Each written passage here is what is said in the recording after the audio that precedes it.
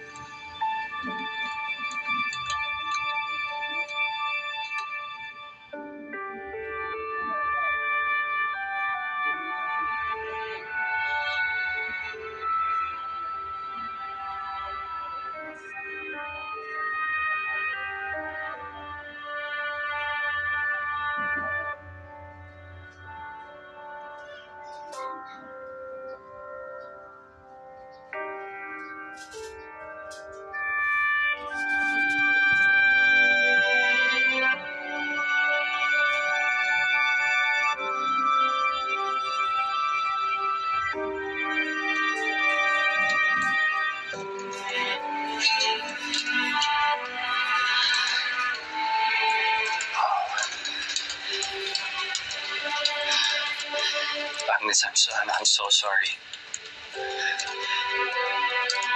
Sorry din. Hindi dapat ito nangyari. Yes, tama ka.